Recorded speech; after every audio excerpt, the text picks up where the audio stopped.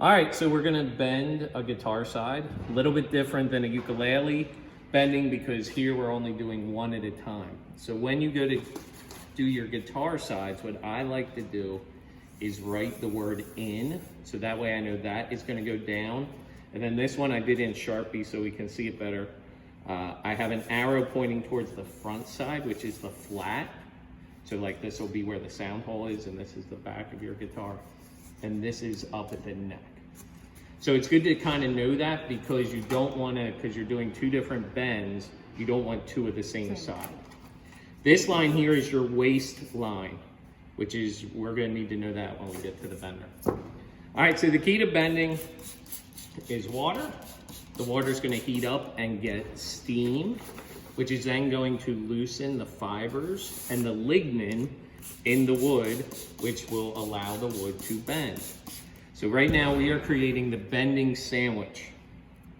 So paper down, because that way if you have oils in the wood, it helps keep the oils from staining the wood, because the oils will go into the paper, because they certainly won't go into the metal. So there's my waistline there. So I'm going to line this up. When you do these, you don't want them crooked. That would be bad. So we want this somewhat straight. This side, when I'm spraying these, pretty wet, but not like soaking. So maybe slight amounts of puddling are happening. This is our blanket. These blankets are super expensive, so we want to make sure we're doing things right and taking care of them. Oh, forgot the paper on this side. We want paper here as well, again for the oils.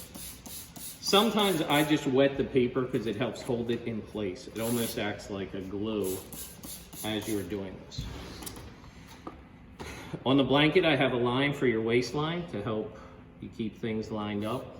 If you have stuff shifted and you don't have it on that waistline, then when you do your bending, it might be too long one way or the other. Okay? So I have this set up. Now I'm ready to go to the bender. All right, so we have our bending sandwich. If you notice, I have gloves on now because this is going to get hot, so it's tough to touch without gloves on. Your short side, where above the waistline, that goes at the neck, so that's up this way. So if you notice, the plug is going to come out the back part. We want to line this up somewhat carefully because you don't want your wood shifting inside there. So that waistline, I'm going to line up right here, right in the middle. And I can just kind of bring this down a little, just to kind of hold things. I don't really want to bend it yet, but just to kind of hold things in place. We have our heating plug stuff, so timer on so that we have heat. Your control, high, full, and like halfway up low. Should get us there.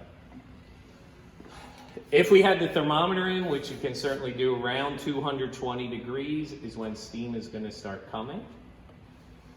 So we can do it without a thermometer if we want. If you have the thermometer in there, I would put it between the blanket and the wood, because that's where it matters. While we're waiting for it to heat up, we can get our springs ready. These are what's going to go around the form and actually bend the piece of wood. While you're waiting, you'll start smelling it. Different woods have a different smell when you're steam bending them. You might as well cut there. All right, so we're right around 220. So what I'm gonna do now is take my temperature and I'm gonna turn it down to low and variable while I do this. So I'm gonna keep heat on it, but it's gonna be a lower heat.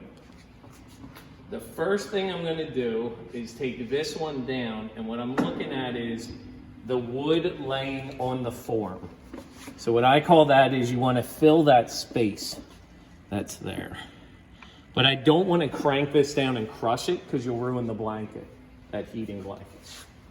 Now here's where the gloves really come in handy. I like to kind of do this to help bend that wood before bringing this roller around, which again is different than ukulele bending.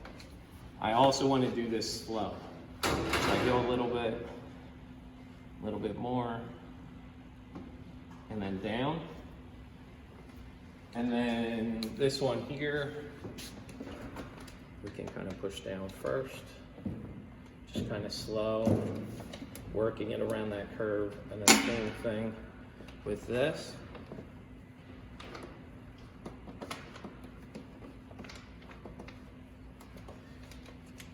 And then you can leave the heat on, leave it on low variable for like 5-10 minutes if you want.